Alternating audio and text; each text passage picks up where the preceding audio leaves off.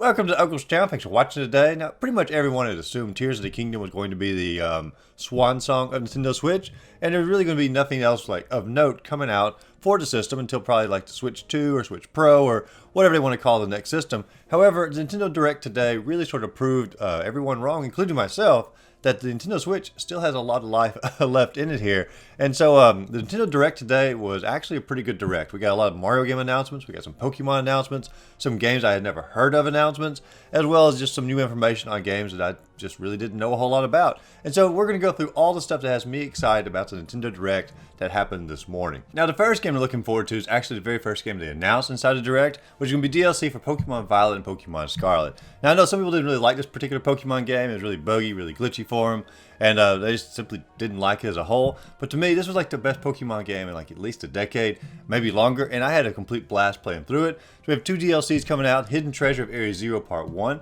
and Hidden Treasure of Area Zero Part 2. Part 1 is going to be called the Till Mask, and it's going to focus on a region in front of a giant mountain. Looks more like a traditional Pokemon region to explore, as far as like, you know, some new Pokemon in the area, maybe a little bit of new story dynamics to go along with that. An area is completely separate from the regions of Scarlet and Violet. And then Part 2 is going to be called the Indigo Disc, which is like a ocean observatory almost. And you go inside that, and it's got different habitats or different terrariums or different environments to explore inside there. And so I'm not really sure what the mechanics of Indigo Disc are going to include, but it definitely looks more intriguing to me, at least in the Till Mask. However, I'm very excited for both of them. That's coming out in fall and winter, so basically two brand new Pokemon areas to explore, and I'm really looking forward to that. Now, next up, we had a Sonic Superstars, which I know has been announced for like a couple weeks now. It's coming out on like all platforms. However, I'm not like a huge Sonic fan, so I haven't really been following the game a whole lot. However, when they said it's going to be local co-op, I was like, hey, you know, I enjoy local co-op quite a bit. And so Sonic Superstars may be one of the first Sonic games I purchased in a really long time, just simply because I enjoyed local co-op. But at the same time, I probably won't purchase it on the Nintendo Switch. I'll probably go for the PlayStation 5 version of this, just simply because the PlayStation 5 is always hooked up to the TV. It's easier for me and my wife to do co-op on that. And so definitely more interested in Sonic Superstars for the PlayStation 5. But still, this presentation got me excited for that particular game. The next one that came up is a game called Myth Force, and I had never heard of this game before, but it was like 100% down my alley. It looks like a Saturday morning cartoon, but not like newer Saturday morning cartoons or like Cartoon Network style or Nickelodeon style. No, this is like cartoon style from like the 1980s and like Dungeons and Dragons type stuff. And I love the way the game looks as far as the art style, but then also the gameplay of it looks like definitely down my alley as well. You know, as far as like a action adventure sort of maybe roguelike game.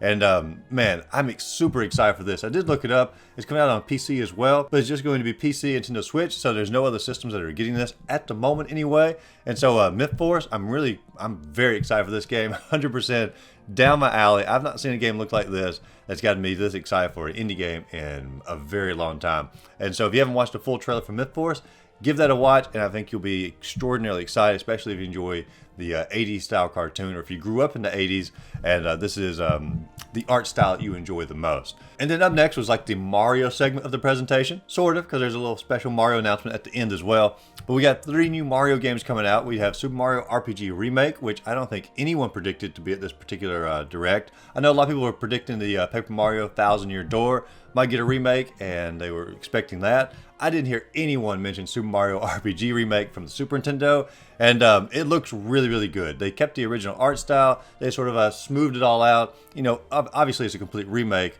but it's not going to be a drastic departure in the way the game looks. And so I know some people thought this game would never actually come out on another Nintendo system, simply because of the rights to go with Squaresoft, and they didn't know if they could work it out. And so the idea it's coming out, and it's been completely redone. Very excited for that. That's coming out in November. I think it's November 17th for that. And I'm not going to lie, I've never actually played through this game in its entirety. I remember renting it when I was a kid, initially being a little bit disappointed because I thought it was going to be a traditional, like, you know, just a regular old Mario game. But the more I got into it, the more I enjoyed it. And so I'm really looking forward to sitting down, going through this game in its complete entirety and experiencing it in its brand new HD graphics. So that looks like a lot of fun. They also mentioned a Princess Peach game, but didn't give like any details about it. And then they also mentioned a Luigi Mansion Dark Moon remake or remaster, of the 3DS game. And I've never actually played this Luigi Mansion game, so it might be a good time for me to check this one out as well. I've not played a 3DS in so long, it'd be more likely for me to play this on the Nintendo Switch. And so I might end up picking up Luigi Mansion Dark Moon as well. The next game they mentioned is a game that I'd never heard of. It's a board game. It's probably coming out on all systems if I was guessing. It's called Gloomhaven, and I don't play a ton of board games, but of the board games I do play, this looks like it's sort of down my alley, and they're sort of mixing it with traditional like action RPGs, as far as like, you know, like a roguelike game to a degree. And so Gloomhaven, I don't know a ton of details about how the game is played, but I like the graphics of it, I like the art style, and it seemed like a game that I would probably enjoy. I don't know if it's coming out on all systems or not, but it's coming out this fall as well. Then we have a game that I've always been interested in that I've just simply never actually purchased, and it's going to be Vampire Survivors. I know it's more of like a PC game or an Xbox game, and I don't really have a great setup for either of those, and I know the game really wouldn't be taxing on a PC system, but at the same time, it's just not really convenient for me to play. Especially if I want to play co-op with some friends and whatnot. And so Vampire Survivors, it definitely looks like it's down my alley as far as just simply a bullet hell game or a roguelike game.